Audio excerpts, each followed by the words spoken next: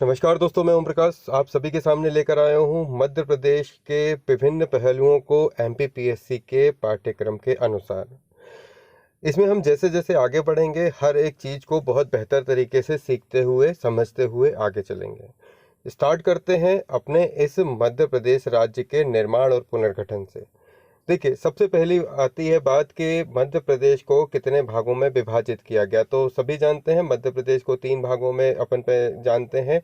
ये 3 जो भाग हैं वो काल कहला सकते हैं, और काल की बात करें तो प्राचीन काल, मध्यकाल और आधुनिक काल। प्राचीन काल में मध्य प्रदेश को हम अवंती और चेदी के नाम से, चेदी महाजनपदों के रूप में पहचानते हैं। मध्य प्रदेश जो कि भारत के सेंटर में है, और यहाँ पर अवंती और चेदी ये जो महाजनपद थे, ये 2 मध्य प्रदेश में थे। तो प्राचीन काल में मध्य प्रदेश जो पहचाना जाता था, अवंती और चेदी महाजनपदों के रूप में जाना जाता था। इसके बाद आया मध्यकाल। मध्यकाल में स्वतंत्र मुस्लिम सल्तनत, फारूकी शासन और गोंड वंश के अधीन प्रशासनिक इकाइयों के रूप में मध्यकाल को जाना गया। तो मध्यकाल में किन किन चीज़ों के नाम से जानते थे? तो मध्यकाल जो बेसिकली फेमस था वो स्वतंत्र मुस्लिम सल्तनत थी, फारूकी शासन था, फारूकी शासन और गोंड वंश के अधीन प्रशासनिक इकाई के रूप में। ठीक है, तो 3 बातें याद रहेंगी। मध्यकाल जिसमें हम जानेंगे, जिसमें हमें मिलता है स्वतंत्र मुस्लिम सल्तनत, दूसरा फारूकी शासन, और तीसरा गोंड वंश के अधीन प्रशासनिक इकाई के रूप में मध्यकाल को पहचाना जाता है। इसी तरीके से आता है आधुनिक काल, और आधुनिक काल को यदि जाने तो आधुनिक काल 3 वर्ग में बटा। पहला वर्ष जो 1853 तक था, इसे central India agency, central provinces तथा बाजार के रूप में पहचानते हैं। जो आधुनिक काल था, उस आधुनिक काल में 1983 जो तक का जो वर्ष था वो central India agency, central provinces तथा बरार के रूप में जानते हैं। सन 1947 वाला जो है वो हिस्सा आधुनिक काल का भाग का खा गा तथा स्वतंत्र राज्य भोपाल के रूप में पहचाना गया। और इसके अलावा 1956 में मध्य प्रदेश के कुछ क्षेत्र जो कि राजस्थान को तथा मराठी भाषी क्षेत्र महाराष्ट्र को स्थानांतरित किए गए थे, है ना। तो ये 1956। और इसके बाद आता है नवंबर सन 2000। तो नवंबर 2000 मध्य प्रदेश से छत्तीसगढ़ पृथक हुआ और राज्य का वर्तमान स्वरूप अस्तित्व में आया। तो इतनी बातें जो थी वो मध्य प्रदेश के बारे में थी। क्या क्या थी? पहली बात कि मध्य प्रदेश राज्य को 3 कालों में विभाजित करते हैं। पहला काल था प्राचीन काल। इस प्राचीन काल में हम मध्य प्रदेश को अवंती और चेदी महाजनपदों के रूप में जानते थे। मध्यकाल में स्वतंत्र मुस्लिम सल्तनत, फारूकी शासन और गोंड वंश के अधीन प्रशासनिक इकाई के रूप में जानते थे। और आधुनिक काल जिसमें 3 भागों में बांटा गया, 1853 जिसमें central India agency, central provinces और बरार के रूप में जाना गया। सन 1947 में काखागा और स्वतंत्र राज्य भोपाल के रूप में अस्तित्व में आया। और सन 1956 में मध्य प्रदेश के कुछ स्थान राजस्थान को और कुछ स्थान महाराष्ट्र को मराठी भाषी को स्थानांतरित किए गए। और सन 2000 में मध्य प्रदेश छत्तीसगढ़ से पृथक होकर स्वयं का अस्तित्व में आया। ठीक है, तो इतनी बात हमने अभी तक जानी। अब आते हैं भाग का, जो कि राज्य से जुड़ा हुआ है। और इस भाग का में क्या क्या था? अभी हमने भाग का खा गा पढ़ा, तो हम भाग का खा गा में सबसे पहले जानते हैं भाग का, और उसमें कौन से राज्य की बातें हो रही हैं। तो सेंट्रल प्रोविंसेस एंड बरार की रियासतें जो थीं वो कौन कौन सी थीं? सेंट्रल प्रोविंसेस एंड बरार की जो रियासतें थी, बस्तर, चांग भरबार, दुई खदान, जसपुर, कांकेर, कवर्धा, खैरागढ़, कोरिया, राजनांदगांव, राजगढ़, शक्ति, सारगढ़, सरगुजा और उदयपुर।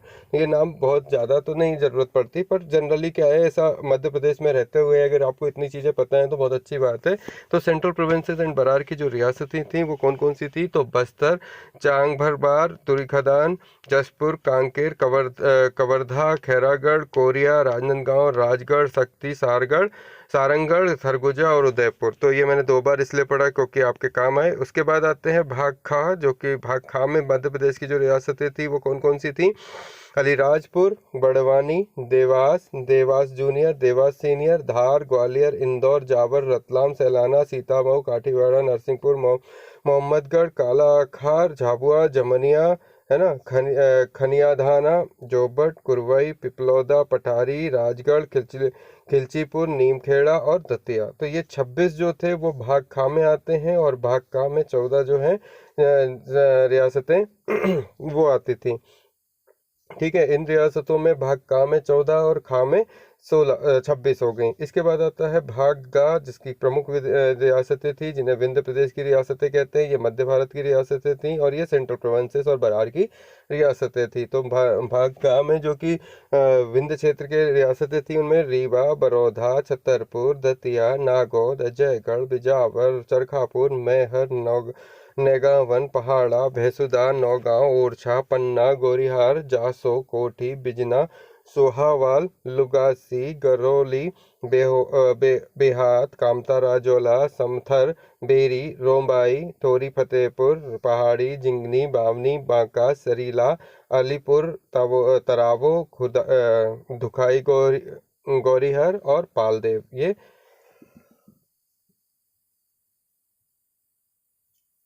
जो थे वो अपने 37 जो थे वो आ गए भाग का में। तो पहले आ गए भाग का, जिसमें थी 14 रियासतें यानी 14 रियासतें।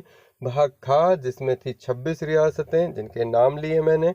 और भाग गा, जिनमें थी 37 रियासतें जिनके नाम हमने सामने रखे। अब ये सारे नामों को यदि आपको याद करने हैं तो देखो, ऐसे जो मध्य प्रदेश है, उस मध्य प्रदेश का ये क्षेत्र विंध्य क्षेत्र है, इसमें 37 जो है वो यहाँ पर रखे जाएंगे। इसके बाद ये मध्य क्षेत्र है, भोपाल वाला एरिया, तो यहाँ पर आपके 26 रखे जाएंगे। और इसके बाद ये जो बरार वाला हिस्सा है, यहाँ पर आपके 14 है, वहाँ रखे जाएंगे। इसको मैप में पढ़ोगे तो और अच्छे से समझ में आएगा, मैं उसको मैप पर भी लेकर आऊँगा, पर अभी हमारे पास जो है हम उसको आगे कंटिन्यू करते हैं। अब आते हैं भोपाल रियासत पर, जो कि भोपाल राज्य के नाम से और भोपाल रियासत के नाम से जाना जाता था। तो इसको पढ़ते हैं। तो स्वतंत्रता के पश्चात वर्ष 1949 तक, मतलब जब भारत आज़ाद हुआ उसके बाद सन 1949 तक भोपाल एक स्वतंत्र राज्य रहा। कब तक? स्वतंत्रता के बाद वर्ष 1949 तक भोपाल एक स्वतंत्र राज्य रहा, जिसके शासक थे नवाब हमीदुल्लाह खान। ठीक है, कौन थे भाई? अगर भोपाल की बात करूं तो भोपाल क्या है, एक स्वतंत्रता, हम ये कह सकते हैं कि भाई जब 1947 में हमने जो पढ़ा अभी रियासतों में, भाग का में जो भाग खा में जो हिस्सा आ रहा है, उसमें हमने देखा कि भाई भोपाल जो है वो स्वतंत्रता के बाद 1947 तक स्वतंत्र राज्य के रूप में सामने आया। और उसके शासक जो थे वो थे नवाब हमीदुल्लाह खान। 1 जून 1949 में भोपाल को भाग गांव में सम्मिलित कर लिया गया। तो कब किया गया भाग गांव में सम्मिलित? तो क्वेश्चन ये आता है कि भाग गांव में भोपाल को कब सम्मिलित किया गया? तो 1 जून 1949 को भोपाल को जो है भाग गांव में सम्मिलित किया गया। इसे प्रशासनिक दृष्टि से भोपाल और सीहोर जिले में विभाजित किया गया। किस लिए भाई? प्रशासनिक दृष्टि भी तो जरूरी है कि किस तरीके से देश और सरकार चलेगी। तो इसे प्रशासनिक दृष्टि से भोपाल और सीहोर 2 जिलों में विभाजित किया गया, जिसके अंतर्गत 14 तहसीलें सम्मिलित थीं। वर्ष 1952 में डॉक्टर शंकर दयाल शर्मा को भोपाल राज्य का मुख्यमंत्री नियुक्त किया गया। तो ऐसा क्वेश्चन भी आ चुका है प्रीएससी में कि इनमें से कौन से मध्य प्रदेश के कौन थे पहले मुख्यमंत्री रहे हैं? तो शंकर दयाल शर्मा, जो कि 1952 में पहले मुख्यमंत्री बने थे, जो मध्य प्रदेश के थे, जो कि मध्य प्रदेश के पहले है ना, मध्य प्रदेश के पहले नहीं कह सकते, मुख्यमंत्री तो जनरली क्या होते हैं बनते हुए आए हैं, पर जो मध्य प्रदेश के रहे हैं तो वो शंकर दयाल शर्मा रहे हैं, 1952 में बने थे। ठीक है, थोड़ा सा क्वेश्चन मेरा बोलने में 19-20 हुआ है। चलिए और समझते हैं। वर्ष 1956 में मध्य प्रदेश के गठन के समय, क्या समझ आ रहा हूँ भाई? 1956, ठीक है, देश आज़ाद हुआ 47 में, उसके बाद 1950 से हमारी वोटिंग स्टार्ट होने लगी, ठीक है, जनगणना स्टार्ट हुई। 1956 में मध्य प्रदेश शासन का गठन, मध्य प्रदेश के गठन जब हुआ तो उसमें 8 संभाग थे और 43 जिले थे। तो टोटल कितनी बात हो गई भाई? 8 संभाग हैं और 43 जिले हैं। तथा मध्य प्रदेश की राजनीतिक सीमाओं को सबसे अंतिम निर्धारण पुनर्गठन 1 नवंबर 2000 को हुआ। भाई ये तो 1956 में जब हमारे देश का विभाजन हुआ उस समय छत्तीसगढ़ इंक्लूड था, और जब छत्तीसगढ़ इंक्लूड था तब संभाग कितने थे? 8 और जिले थे 43। इसके बाद जन 2000 में जब देश का विभाजन, मतलब फिर मध्य प्रदेश का जब विभाजन हुआ तो मध्य प्रदेश से छत्तीसगढ़ हट गया, और उस समय 1 नवंबर 2000 को मध्य प्रदेश जो है स्वयं बिल्कुल पृथक स्वरूप में आया। तो सबसे अंतिम निर्धारण पुनर्गठन 1 नवंबर 2000 को हुआ, जब प्रदेश के दक्षिण पूर्वी भागों के 3 संभागों और 16 जिलों को पृथक करके छत्तीसगढ़ नामक एक नए राज्य का गठन किया गया। तो सवाल ये उठता है कि 1 नवंबर 2000 को मध्य प्रदेश और छत्तीसगढ़ विभाजित हुआ, उस समय छत्तीसगढ़ में कितने जिले और कितने संभाग थे? तो 3 संभाग छत्तीसगढ़ में थे और 16 जिलों के साथ छत्तीसगढ़ अस्तित्व में आया। और वहीं मध्य प्रदेश 43 जिलों तथा 8 संभागों के साथ राजनीतिक सीमाओं में 1956 में था। तो भाई इनमें से अपन कम कर लो तो ये मध्य प्रदेश के हो जाएंगे। ठीक है, तो अब आगे बढ़ते हैं। राज्य सरकारों एवं उनकी कार्यप्रणालियों का वर्णन संविधान के भाग 6 में अनुच्छेद 152 से अनुच्छेद 237 के अंतर्गत किया गया। ठीक है, तो जब इसके बाद क्या बोल रहा हूं मैं,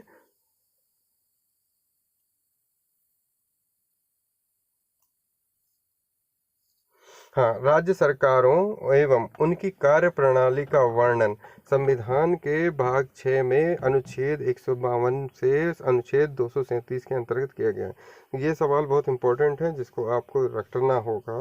रटने के लिए ज़रूरी क्या है भाई, राज्य सरकारों और उनकी कार्यप्रणालियों का वर्णन।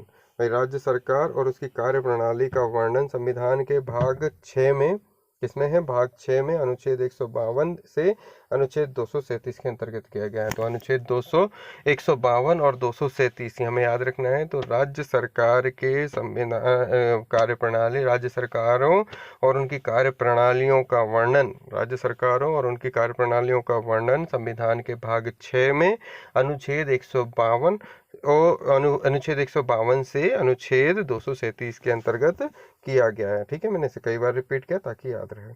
अब आते हैं मध्य प्रदेश की शासन व्यवस्था और उसके अंग। देखो, मध्य प्रदेश की शासन व्यवस्था की बात करें तो बिल्कुल ये जो चार्ट बना हुआ है इसको ही आपको याद रखना है और दिमाग में बैठा के रखना है। इस कोने से शुरू करते हैं। देखो, शासन व्यवस्था में क्या आता है? शासन व्यवस्था में आता है कि राज्य की विधायिका होगी, राज्य की कार्यपालिका होगी, राज्य में न्यायपालिका होगी, स्थानीय स्वशासन होगा और संसद में राज्य का प्रतिनिधित्व होगा। इतनी बातें होंगी। क्या क्या? देखो, कोई भी शासन, कोई भी राज्य हो, उस राज्य में विधायिका, कार्यपालिका, न्यायपालिका, स्थायी स्वशासन और इतना तो होगा ही होगा। तो वही चीज़ें हमें रखनी है याद कि कोई भी देश हो, कोई भी राज्य हो, उसकी स्वयं की विधायिका होगी, उसकी स्वयं की कार्यपालिका होगी, उसकी स्वयं की न्यायपालिका होगी, उसका स्वयं का स्थानीय स्वशासन होगा और संसद में राज्य का प्रतिनिधित्व होगा। इतनी बातों को यदि आपने समझ लिया तो शुरुआत करते हैं यहाँ से। राज्य की विधायिका, भाई राज्य की विधायिका में सर्वोच्च होता है राज्यपाल और उसके बाद विधानसभा। तो राज्य की विधायिका 2 भागों में विभाजित हुई, पहली राज्यपाल और दूसरी विधानसभा। तो आपने सुना होगा मध्य प्रदेश में विधानसभा सत्र चलता है, तो विधानसभा सत्र को राज्यपाल के अंडर में किया जाता है। तो यहाँ पर राज्य की विधायिका किसके साथ, किस किस में संबोधित है? राज्यपाल और विधानसभा। दूसरा आता है राज्य की कार्यपालिका। भाई कार्यपालिका काम कौन करता है? तो मुख्यमंत्री, उसके मंत्रिपरिषद करते हैं और प्रशासनिक अधिकारी करते हैं। कौन कौन करता है काम? मुख्यमंत्री और उसके मंत्रिपरिषद काम करते हैं और स्थानीय प्रशासनिक अधिकारी जो है वो राज्य की कार्यपालिका के लिए उत्तरदायी होते हैं। उसी प्रकार राज्य की विधायिका के लिए राज्यपाल और विधानसभा उत्तरदायी है। ठीक, राज्य की कार्यपालिका के लिए मुख्यमंत्री और मंत्रिपरिषद और प्रशासनिक अधिकारी उत्तरदायी हैं। इसके बाद आते हैं राज्य की न्यायपालिका। राज्य की न्यायपालिका की बात करें तो उच्च न्यायालय और अधीनस्थ न्यायालय जो है उसके लिए क्या होते हैं? उत्तरदायी होते हैं। राज्य की न्यायपालिका उसके उच्च न्यायालय पर और उसके अधीनस्थ न्यायालयों पर जो है वो उत्तरदायी होती है। इसके बाद आते हैं स्थानीय स्वशासन। स्थानीय स्वशासन की बात करें तो पंचायती, स्थानीय स्वशासन में क्या क्या होता है भाई? पंचायती राज होते हैं और नगरीय स्वशासन होता है। तो स्थानीय स्वशासन में 2 बातें हो गई, एक पंचायती राज, दूसरा नगरीय स्वशासन। तो पंचायती राज बहुत महत्वपूर्ण है जिसको हमें बहुत अच्छे से पढ़ना है।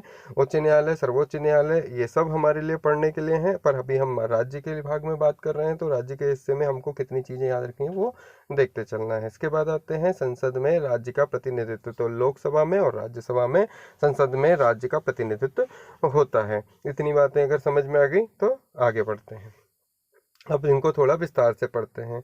राज्य की विधायिका। राज्य की विधायिका में स्टेट लेजिस्लेचर क्या कहलाता है कि भाई भारतीय संविधान के अनुच्छेद, मैंने अभी बताया आपको, ये चीज़ बिल्कुल अच्छे से याद रखना कि 152 से 237 तक भाग 6 के अंतर्गत राज्य की सरकारों की कार्यप्रणाली जो है वो विभाजित है, उसके अंतर्गत आती है। तो अब यहीं से हम पूरी चीज़ें समझेंगे। कहाँ से कहाँ तक हमने पढ़ा? 152 से लेके एक अनुच्छेद 152 से लेके अनुच्छेद 237 तक। तो अब यहाँ पे आ जाओ।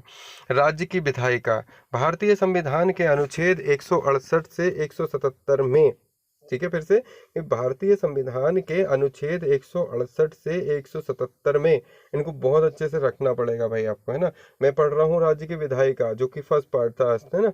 स्टेट के बारे में यदि पढ़ें तो भारतीय संविधान के अनुच्छेद 168 से 177 में राज्य विधायिका संबंधित प्रावधान किया गया है। किसमें किया गया है? भारतीय संविधान के अनुच्छेद 168 से 177 में राज्य विधायिका संबंधी प्रावधान किया गया है। मध्य प्रदेश एक सदनात्मक राज्य विधायिका विधानसभा है। क्या है? मध्य प्रदेश एक सदनात्मक राज्य विधायिका है। इतनी बात समझ में आई? तो आगे बढ़ते हैं। इसके बाद आता है राज्य की विधायिका का विकास। वर्ष 1956 में मध्य प्रदेश की स्थापना के पश्चात वर्ष 1957 में विधानसभा का गठन हुआ। क्या वो बात बोली मैंने? भाई पहली बार मध्य प्रदेश का विभाजन हुआ था 1956 में, और जब 1956 में विभाजन हुआ मतलब स्थापना हुई। मध्य प्रदेश के स्थापना दिवस जो है वो 1 नवंबर 2000 से पहले 1956 भी था। तो 1956 में जब मध्य प्रदेश की स्थापना हुई तो 57 से विधानसभा का गठन हो गया। इस विधानसभा में सदस्यों की संख्या 288 थी। तो सबसे पहले जब विधानसभा का गठन हुआ तो उस समय जो सदस्यों की संख्या थी वो कितनी थी? 288 थी, जिसमें 44 सीटें अनुसूचित जाति और 54 सीटें अनुसूचित जनजाति के लिए आरक्षित थीं। तो 44 सीटें अनुसूचित जाति और 43 सीटें अनुसूचित एससी के लिए और 54 सीटें अनुसूचित जनजाति के लिए आरक्षित थी। ठीक है, बिल्कुल अच्छे से याद रहेगा। तो आपको ये मैं बताऊं फिर से कि 1956 में देश का जब मध्य प्रदेश का स्थापना हुई तो 57 से विधानसभा का गठन हुआ। विधानसभा के सदस्यों की संख्या थी उस समय 288, जिसमें 43 थे एससी कैटेगरी के और 54 थे वो एसटी कैटेगरी से आरक्षित किए गए कि भाई इतने लोग ऐसे ऐसे करके बनाएंगे। अब आते हैं आगे। राज्य विधायिका पढ़ लिया। राज्य विधायिका में दो बातें पढ़ी। ये कि भाई अनुच्छेद 168 से 177 में विधायिका संबंधी प्रावधान किए गए। एक सदनात्मक विधानसभा है अपनी। इसमें 1956 के बाद 1957 में इसका गठन हुआ, जिसमें 288 जितने थे सदस्य थे, जिसमें से 43 एससी के और 54 क्या थे? एसटी कैटेगरी के सदस्य थे। तो एक बात पूरी हो गई, यह राज्य विधायिका पढ़ ली। अब आते हैं राज्यपाल पे। राज्यपाल के विशिष्ट तथ्य की अगर बात करें तो देखो, मध्य प्रदेश के प्रथम राज्यपाल थे डॉक्टर बी पट्टाभी सितारमैया। कौन थे राज्यपाल? डॉक्टर बी पट्टाभी सितारमैया थे। और प्रथम महिला राज्यपाल थी श्रीमती सरला ग्रेवाल। तो ये सवाल जो है बिल्कुल सीधा सीधा जनरल नॉलेज का दिमाग में बैठा के रखना कि पहले राज्यपाल थे पट्टाभी सितारमैया और पहली महिला राज्यपाल थी श्रीमती सरला ग्रेवाल। ठीक है, तो ये दो बातें अगर अपने पास हैं तो छोटा मोटा आपका जो एग्ज़ाम है व्यापम लेवल का वो तो आप सेट आए रहोगे, क्योंकि यही प्रश्न पूछे जाते हैं और यही बच्चों से नहीं बनते हैं। मध्य प्रदेश राज्य के प्रथम राज्यपाल में जो पुरुष थे वो थे डॉक्टर बी पट्टाभी सितारमैया, और प्रथम महिला राज्यपाल जो बनी वो श्रीमती सरला ग्रेवाल बनी। मध्य प्रदेश में कुल 5 बार कार्यवाहक राज्यपालों की नियुक्ति हो चुकी है। कितनी बार? अब तक मध्य प्रदेश में कुल 5 बार कार्यवाहक राज्यपालों की नियुक्ति हो चुकी है। प्रदेश में प्रथम कार्यवाहक राज्यपाल जो थे वो जस्टिस पीवी दीक्षित थे। पहले कार्यवाहक कौन थे? जस्टिस पीवी दीक्षित थे।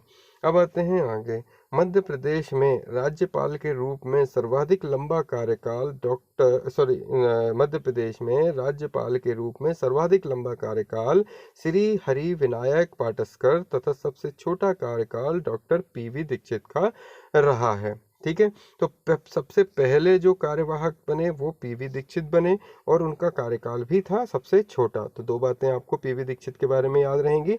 और सबसे लंबा कार्यकाल जो था राज्यपाल के रूप में उनका था श्री हरि विनायक पाटस्कर। ठीक है, मध्य प्रदेश में वर्तमान के जो राज्यपाल हैं वो लालजी टंडन हैं। ये अभी ख़त्म हो गए, ये पुराना लिखा हुआ है, तो अभी जो करंट में है उनको आप मुझे एक बार बताइएगा कमेंट करके, ठीक है। हम एंड में उस पर उसको भी बता देंगे, पर आप कमेंट जरूर करिएगा आपको पता है तो। चलिए, मध्य प्रदेश के राज्यपाल जो हैं उनका अपन नंबर से पढ़ते हैं।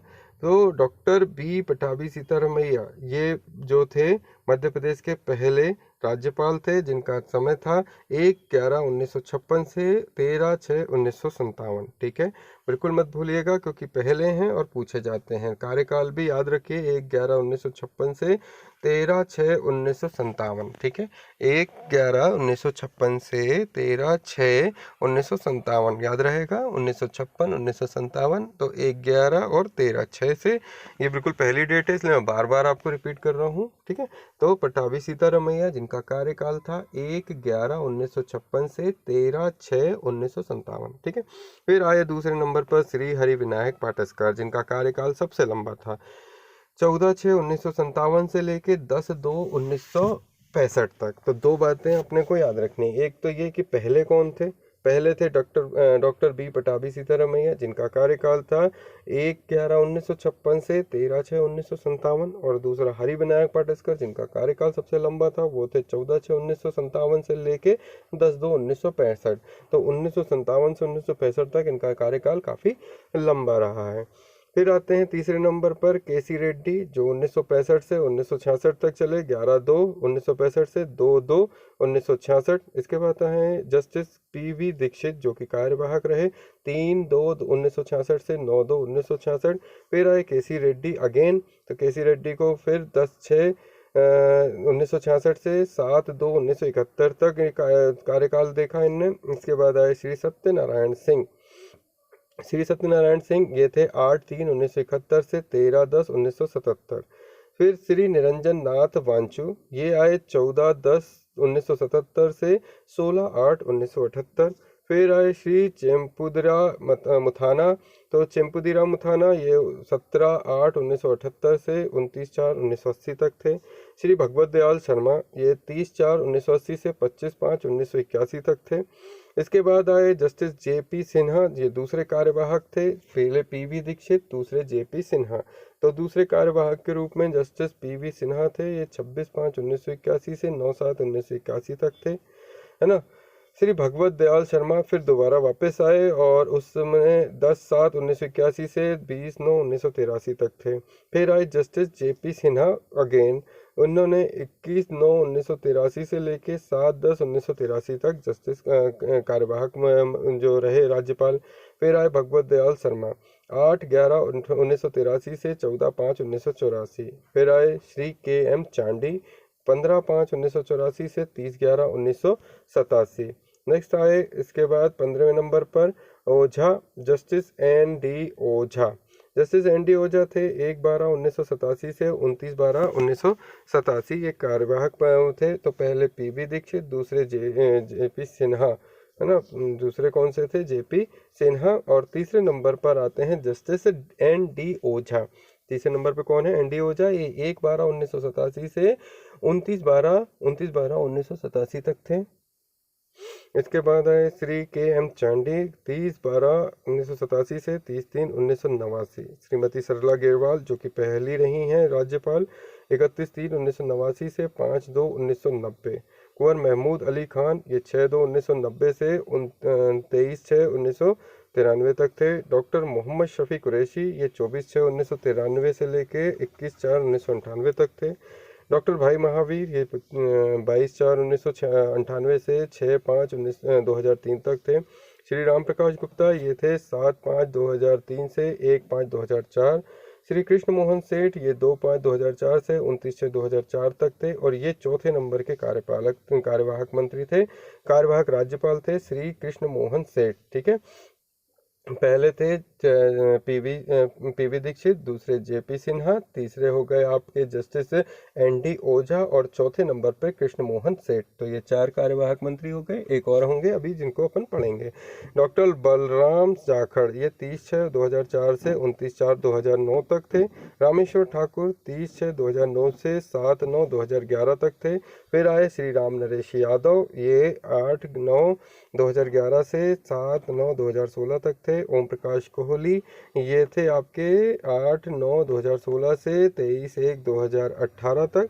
श्रीमती आनंदीबेन पटेल, ये 23/1/2018 से 29/7/2019 तक थी। इसके बाद आए लालजी टंडन, तो 29/7/2019 से ये थे अभी कुछ लास्ट 2022 तक। और उसके बाद फिर दोबारा से मध्य प्रदेश का कार्यकाल जो है वो श्रीमती आनंदीबेन पटेल को वापस मिला है। डेट एग्जैक्टली मुझे याद नहीं है, पर उसको थोड़ा सा देखिएगा। अब आते हैं राज्यपाल के वेतन और भत्ते। तो salary and allowance of governor में सितंबर 2008 में संसद द्वारा पारित राज्यपालों की परिलब्धियां, भत्ते एवं विशेषाधिकार संशोधन अधिनियम 2008 के अनुसार राज्यपाल का वेतन 36,000 रुपये से बढ़ाकर 1,10,000 रुपये कर दिया गया तथा बजट 2018-19 में राज्यपालों का वेतन 3,50,000 रुपये करने की घोषणा की गई है। तो ये बिल्कुल याद रखना, सितंबर 2008 में संसद के द्वारा पारित राज्यपालों की परिलब्धियां, भत्ते और विशेषाधिकार संशोधित अधिनियम 2008 के अनुसार राज्यपाल का वेतन 36,000 से बढ़ाकर 1,10,000 रुपये कर दिया गया और बजट 18-19 में राज्यपालों का वेतन 3,50,000 रुपये करने की घोषणा की गई थी। अब आते हैं आगे विधानसभा, लेजिस्लेटिव असेंबली। संविधान के अनुच्छेद 170 के अनुसार, किसके? संविधान के अनुच्छेद 170 के अनुसार राज्यों में विधानसभा के सदस्यों की अधिकतम संख्या 500 और न्यूनतम संख्या 60 निर्धारित की गई। अभी बिल्कुल हिसाब से बनाया गया है कि विधानसभा जो बनेगी, लेजिस्लेटिव असेंबली होगी, उसमें अनुच्छेद 170 के अनुसार राज्यों में विधानसभा के सदस्यों की अधिकतम संख्या हो सकती है 500 और न्यूनतम हो सकती है 60 निर्धारित कर दी गई। मध्य प्रदेश की प्रथम विधानसभा का गठन 1 नवंबर 1956 को किया गया था। और पहली विधानसभा का गठन 1 नवंबर 1956 को किया गया था, जिसका विघटन 5 मार्च 1957 को हुआ था।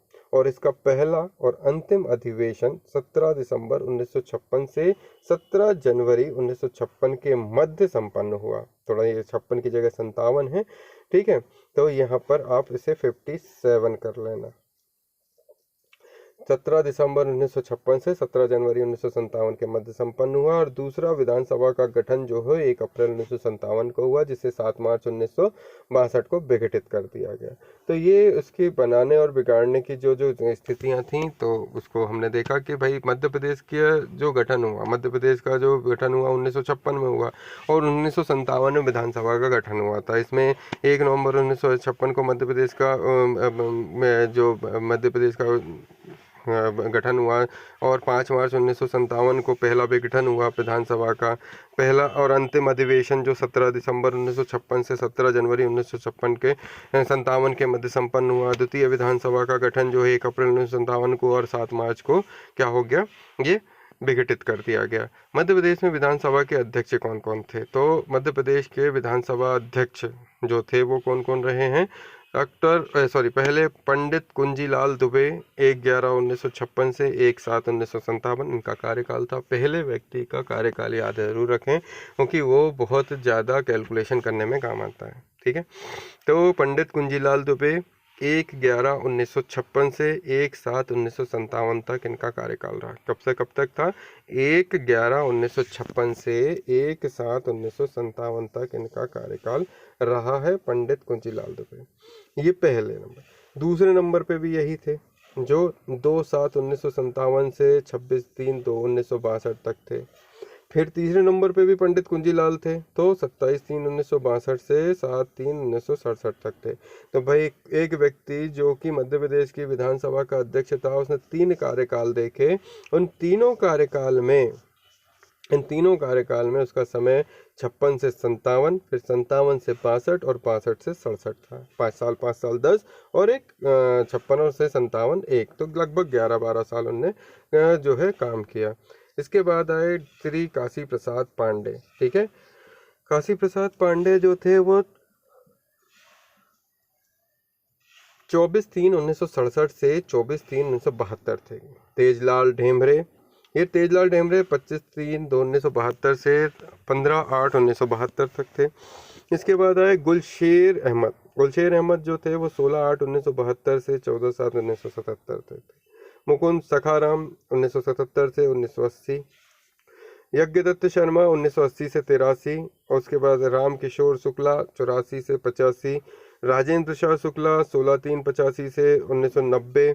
उसके बाद ब्रजमोहन मिश्रा 1990 से 93। श्रीनिवास तिवारी 93 से 99। श्रीनिवास तिवारी फिर 99 से 2003। फिर ईश्वर दास रोहिणी 3 से लेके 2009। फिर ईश्वर दास रोहिणी 2009 से लेके 2013। फिर सीताशरण शर्मा 2014 से 2019। नर्मदा प्रसाद प्रजापति 8/1/2019 से वर्तमान में जो हैं वो हैं। तो सवाल ऐसा आता है कि वर्तमान में विधानसभा अध्यक्ष कौन हैं? तो वर्तमान में विधानसभा अध्यक्ष जो हैं इससे पहले सीताशरण शर्मा जी थे, उसके बाद ये नर्मदा प्रसाद प्रजापति आए। प्रेजेंट अपडेट मेरे को भी नहीं है, इसलिए एक बार आप भी देखना, मैं भी देखूंगा। प्रेजेंट में शायद नर्मदा प्रसाद प्रजापति ही हैं, नहीं है तो चेक कर लेंगे, मैं भी कर लूँगा, आप भी करिएगा, थोड़ा मैंने देखा नहीं। ठीक है, तो चलो उसको और थोड़ा सा आपके लिए भी काम है कि भाई आप जो है करंट में जो विधानसभा अध्यक्ष हैं वो कौन है, आप कमेंट करो, दूसरों का भी भला करो मेरे साथ साथ। फिर आते हैं विधानसभा भवन। तो मध्य प्रदेश विधानसभा का जो भवन है वो भोपाल में अरेरा हिल्स में स्थित है। भाई अरेरा हिल्स जो है वो सेंट्रल लोकेशन है भोपाल की, उधर पर विधानसभा का भवन है। इसके पूर्व विधानसभा की बैठकें 1909 में सुल्तान जहां बेगम द्वारा निर्मित मिंटो हॉल में होती थी।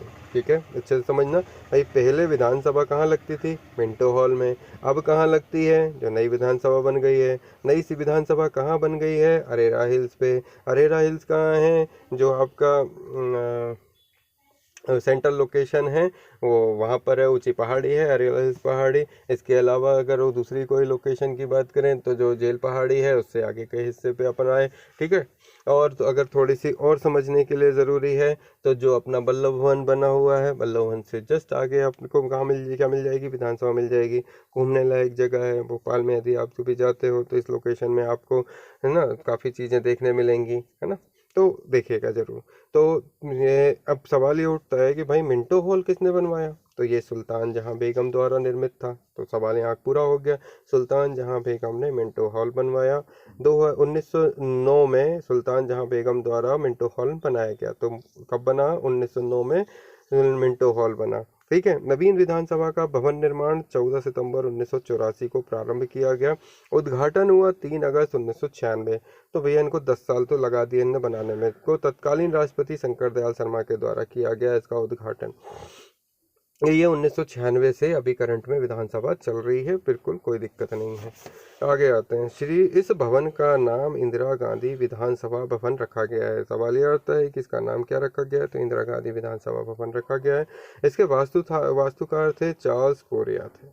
इस नवीन विधानसभा भवन को वास्तुकला के क्षेत्र में विश्व प्रसिद्ध आगा खां अवार्ड भी प्राप्त हो चुका है। तो इस वास्तुकला को क्या है, अवार्डेड किया गया है, ये क्या आगा खां अवार्ड्स भी प्राप्त हो चुका है। अब आते हैं प्रोटेम स्पीकर पर। हर विधानसभा में एक प्रोटेम स्पीकर होता है। तो हमारे यहाँ के प्रोटेम स्पीकर की बात करते हैं मध्य प्रदेश के। प्रोटेम स्पीकर जो है वो एक अस्थायी अध्यक्ष होता है। भाई विधानसभा का एक अध्यक्ष होगा, एक अस्थायी अध्यक्ष होगा जिसे प्रोटेम स्पीकर बोलते हैं। यह चुनाव के बाद प्रथम सत्र में नवनिर्वाचित सदस्यों विधायकों को शपथ दिलाता है। इसका काम क्या होता है? ये जो भी चुनाव होता है विधानसभा का, उस चुनाव के बाद जो लोग नए निर्वाचित होकर आते हैं उनको शपथ दिलाता है तथा स्थायी अध्यक्ष की नियुक्ति होने तक विधानसभा का संचालन करता है। अब जो विधानसभा में अध्यक्ष चुना गया उसकी जब तक नियुक्ति हो के वो जब तक अपने कार्य को धारण नहीं कर लेता तब तक वो क्या होता है, विधानसभा को संचालित करता है। मध्य प्रदेश विधानसभा के प्रथम प्रोटेम स्पीकर जो थे वो थे काशी प्रसाद पांडे। है ना। और 15वीं विधानसभा के प्रोटेम स्पीकर श्री दीपक सक्सेना नियुक्त किए गए थे। अब आते हैं प्रोटेम स्पीकर पर। मध्य प्रदेश की विधानसभा में वर्तमान संरचना क्या है? तो कुल सदस्यों की संख्या है 231, इसमें 230 निर्वाचित और एक नामांकित होगा। 230 निर्वाचित सदस्य में सामान्य अनारक्षित में 148, अनुसूचित जाति के 35 और अनुसूचित जनजाति के 47 सदस्य वर्तमान में हैं। वर्तमान की विधानसभा का क्रम है 15वां, जिसके प्रोटेम स्पीकर हैं दीपक सक्सेना।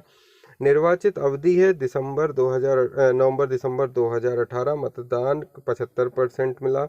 निर्वाचन परिणाम, इसके बाद निर्वाचन सदस्य, सरकार का गठन, मुख्यमंत्री और नेता प्रतिपक्ष, इतनी चीज़ों को आपको स्वयं को चेक करना पड़ेगा भाई, क्योंकि वर्तमान में सब चीज़ें बदल चुकी हैं।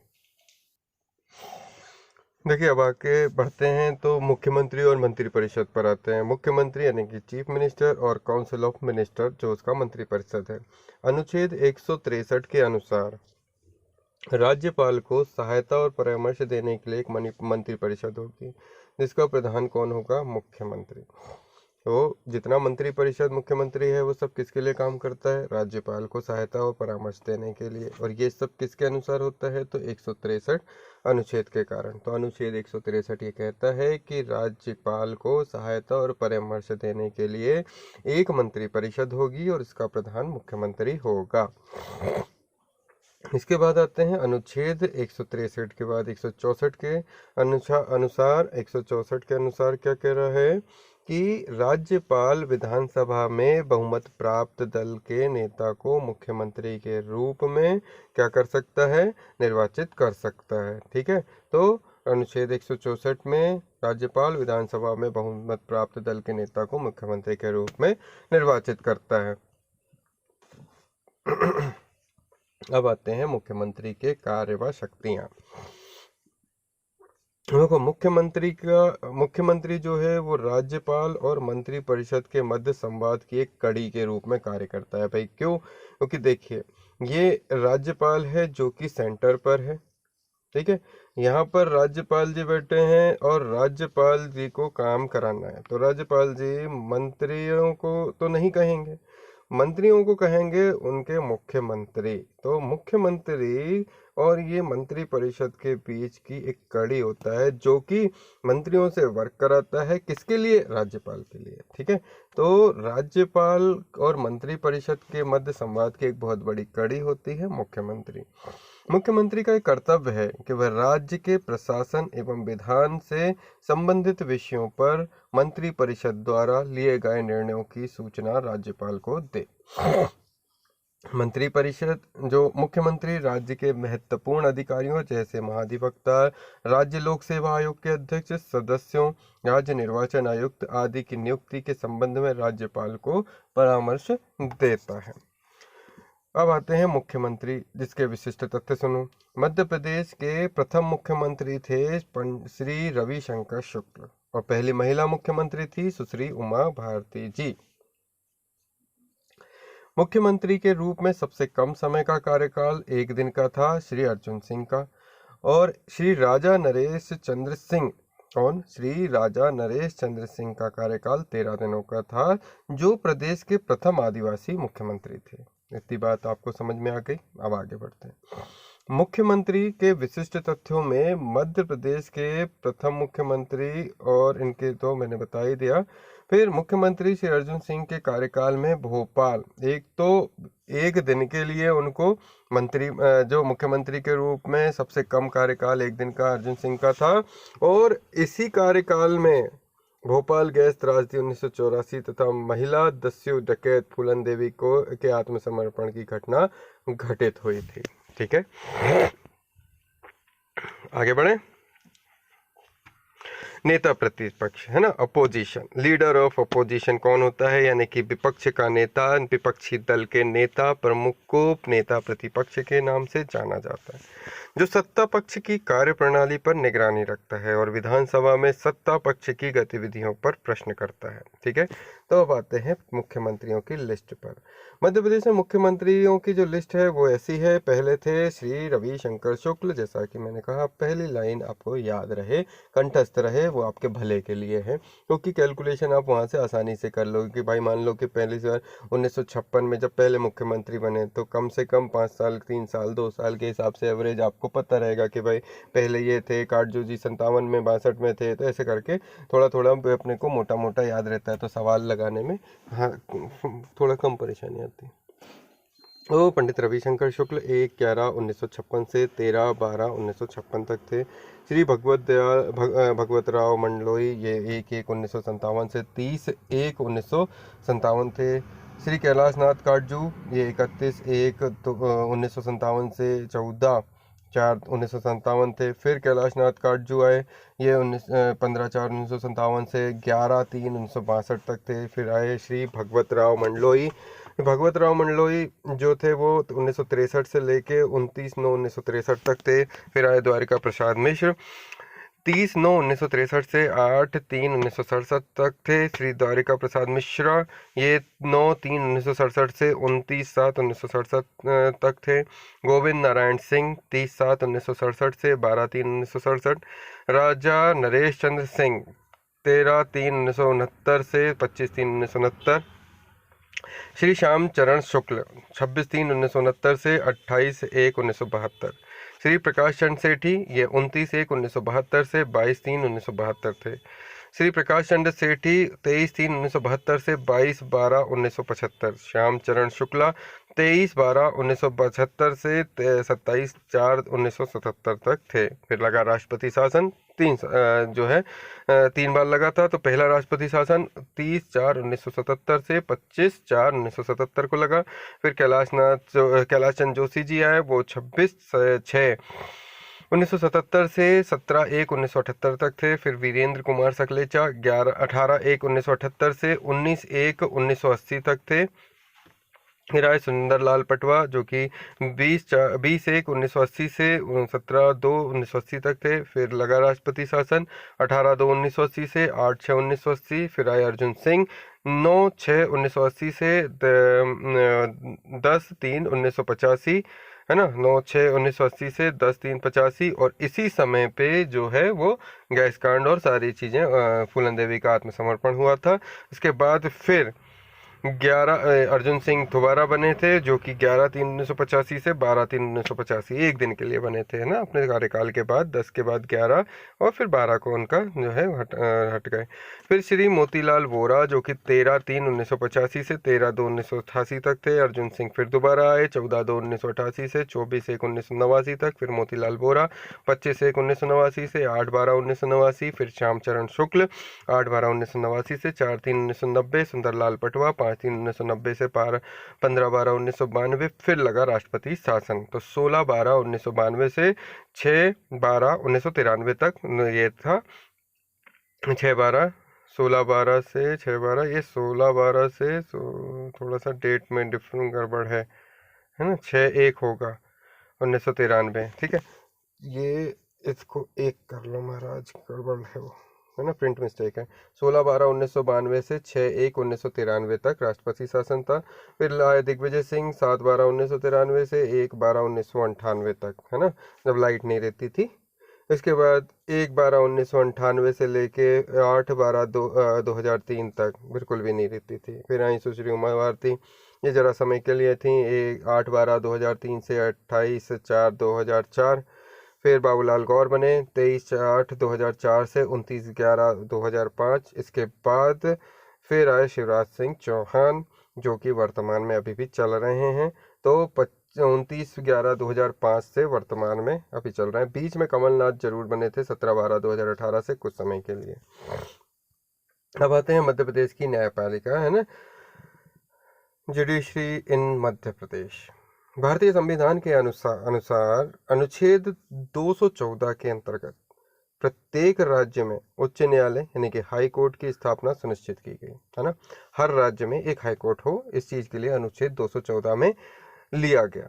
कि भारतीय संविधान के अनुच्छेद 214 के अंतर्गत प्रत्येक राज्य में उच्च न्यायालय यानी कि हाई कोर्ट की स्थापना सुनिश्चित की गई। मध्य प्रदेश की हाई कोर्ट कहाँ पर है? जबलपुर में है।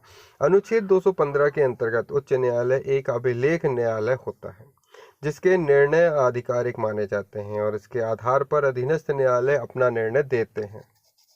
अनुच्छेद 227 के अंतर्गत उच्च न्यायालय को अधीनस्थ न्यायालय के अधीक्षण की शक्ति भी प्राप्त होती है। ठीक है। एक राज्य के रूप में मध्य प्रदेश के गठन के पूर्व, है ना, मध्य प्रदेश का न्यायालय 2 जनवरी 1936 को भारत शासन अधिनियम 1935 की धारा 108 के अंतर्गत नागपुर में स्थापित किया गया, जिसे वर्ष 1956 में जबलपुर स्थानांतरित किया गया। तो ये बिल्कुल बहुत ही सटीक और कंठस्थ रखने वाली बात है जो हमने कही कि एक राज्य के रूप में मध्य प्रदेश के गठन के पूर्व, कब? मध्य प्रदेश के गठन के पूर्व मध्य प्रदेश का न्यायालय 2 जनवरी 1936 को कब बना? 2 जनवरी 1936 को भारत शासन अधिनियम 1935 की धारा 108 के अंतर्गत, भारत शासन अधिनियम 1935 की धारा 108 के अंतर्गत नागपुर में उच्च न्यायालय स्थापित किया गया, जिसे 1956 में जबलपुर स्थानांतरित कर दिया गया। मध्य प्रदेश उच्च न्यायालय की मुख्य पीठ जबलपुर में तथा 2 अन्य खंडपीठ 28 नवंबर 1968 में इंदौर व ग्वालियर में स्थापित की गई और तीसरी खंडपीठ की स्थापना भोपाल में प्रस्तावित है। तो फिर से बताऊं, मध्य प्रदेश उच्च न्यायालय की मुख्य पीठ जबलपुर में, 2 अन्य खंडपीठ 28 नवंबर 1968 में इंदौर और ग्वालियर में स्थापित की गई। कहाँ? 28 नवंबर 1968 को इंदौर और ग्वालियर में स्थापित की गई। भोपाल में प्रस्तावित है खंडपीठ, है ना, तो तीसरी है। मध्य प्रदेश उच्च न्यायालय में न्यायाधीशों की कुल संख्या है 36 यानी कि 36। अब 36 का आंकड़ा आपको पता है कैसे याद रखना है ना। जब भी लड़ाई झगड़ा होता है तो 36 का आंकड़ा बैठ जाता है और इसके अलावा बहुत सारी चीजें हैं जिनको समझें।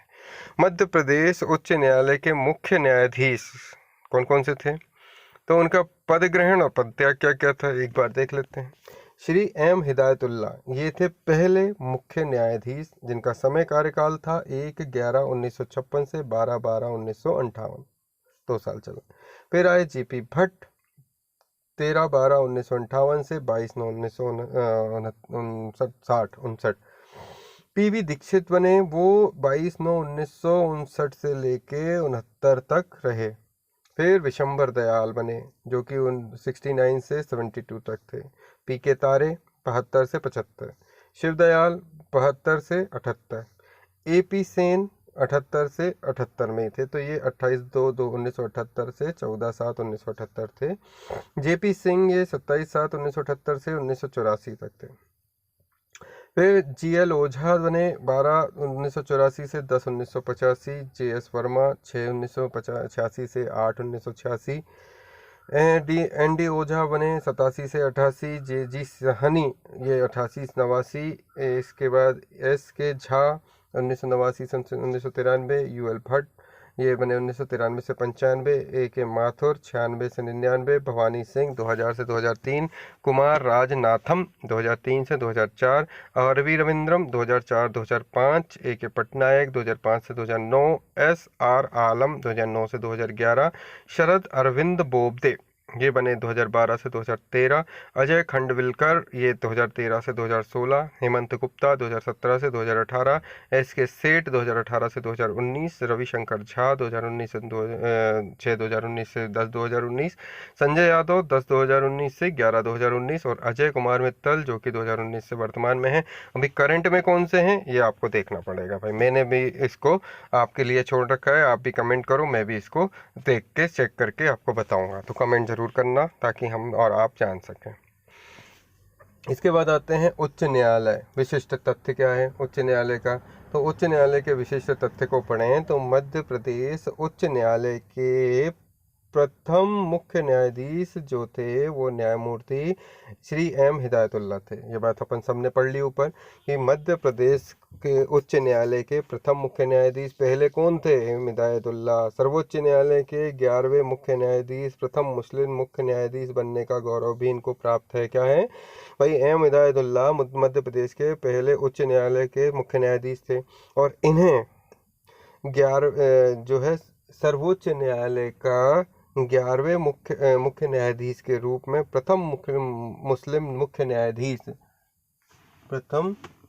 मुस्लिम मुख्य न्यायाधीश बनने का गौरव भी प्राप्त है। तो एम हिदायतुल्लाह जो हैं, इन दोनों बातों को याद रखना पड़ेगा। एक तो ये कि ये मध्य प्रदेश के पहले न्यायाधीश हैं, और दूसरा ये कि सर्वोच्च न्यायालय के 11वें मुख्य न्यायाधीश के रूप में पहले मुस्लिम मुख्य न्यायाधीश भी ये बनने का गौरव है। मध्य प्रदेश उच्च न्यायालय की प्रथम महिला न्यायाधीश श्रीमती सरोजनी सक्सेना थी।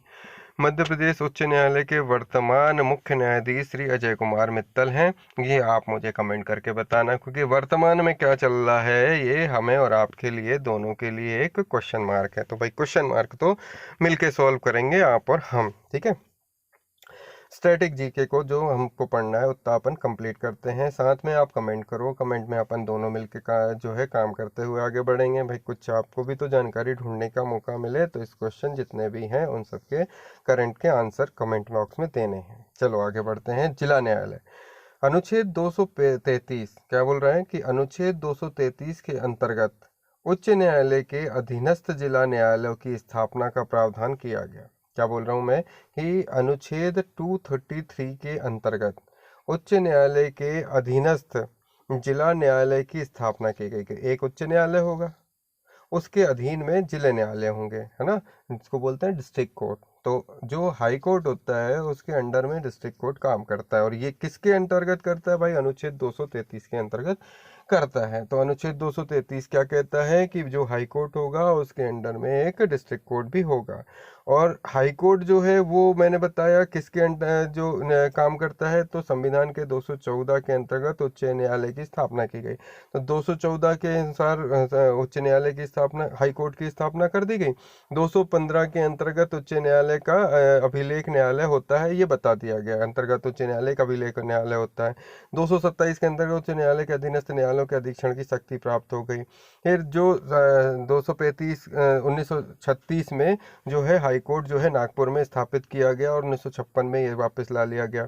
ठीक है, तो थोड़ा सा इनको याद रखना। तो संविधान के अनुच्छेद 214 के अंतर्गत तो हाई कोर्ट को बनाया गया। तो हाई कोर्ट बना 214 अनुच्छेद 214 के हिसाब से, और डिस्ट्रिक्ट कोर्ट बना 14 दूनी 28 होता है, तो नहीं तो डबल बता देते, अनुच्छेद 233। तो एक बना 14 में, और 214 अनुच्छेद 214 के अनुसार हाई कोर्ट बना, और डिस्ट्रिक्ट कोर्ट बना अनुच्छेद 233। तो ध्यान रखेगा, हाई कोर्ट जो बना वो बना आपका अनुच्छेद, है ना, अनुच्छेद 214, ठीक है। और अनुच्छेद 233 के अनुसार बन गए आपके डिस्ट्रिक्ट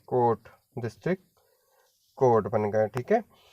अब आगे बढ़ते हैं। अधीनस्थ न्यायालयों से संबंधित प्रावधान संविधान के भाग 6 के अध्याय 6 अनुच्छेद 233 से 237 में है। तो भाई अधीनस्थ न्यायालयों से संबंधित मतलब जितने भी अधीनस्थ न्यायालय हैं उन सब का प्रावधान संविधान के भाग 6 अध्याय 6 के अनुच्छेद 233 से 37 में दिए गए हैं, ठीक है, याद रखना पड़ेगा। मध्य प्रदेश की प्रशासनिक संरचना, administrative structure of Madhya Pradesh. तो क्या कहता है एडमिनिस्ट्रेटिव स्ट्रक्चर? चलो पढ़ते हैं। मध्य प्रदेश राज्य प्रशासन का मुख्य केंद्र बिंदु राज्य सचिवालय कहलाता है, और ये प्रदेश की राजधानी भोपाल के अरेरा हिल्स में बल्लभ भवन के नाम से स्थापित किया गया। अब ये बल्लभ भवन कहाँ है भाई? ये भी वहीं अरेरा हिल्स में है, जहाँ पर आपका एमपी नगर है, ये मध्य प्रदेश एमपी नगर। इस एमपी नगर के सेंटर पॉइंट पे जैसे अपन को कहें बोर्ड ऑफिस, इस बोर्ड ऑफिस से यहाँ निकल जाओगे तो ये बोर्ड ऑफिस का न्यू मार्केट एरिया हो जाएगा, जहाँ पर आपका एमपी बोर्ड है। और इस तरफ पे जब अपन बढ़ते हैं तो ये घाटी से चढ़ाई ऊपर की तरफ चलेंगे, जैसे आप अगर बढ़ेंगे तो इस हिस्से पे आपका बनेगा बल्लभ भवन, और इससे आगे आपको मिल जाएगा विधानसभा, ठीक है। और फिर आगे बढ़ते हैं तो पहुंच जाएंगे भोपाल के दूसरे हिस्से में। तो भाई इस तरीके से मैंने आपको ये लोकेशन भी बता दी। तो मुख्य केंद्र बिंदु राज्य सचिवालय कहलाता है, जिसे कहते हैं वल्लभ भवन, और इसका मुख्य प्रमुख सचिव जो है उसे चीफ सेक्रेटरी होता है। प्रशासनिक रूप से मध्य प्रदेश को संभाग, जिलों, विकास खंडों, तहसीलों में विभाजित किया गया। मध्य प्रदेश के 10 संभाग, 52 जिले, 313 विकास खंड और 420 तहसीलें हैं, और इस प्रशासनिक अंगों का स्तरीकरण निम्नवत है। किस तरीके से कर दिया भाई, फिर से इसको एक बार समझो।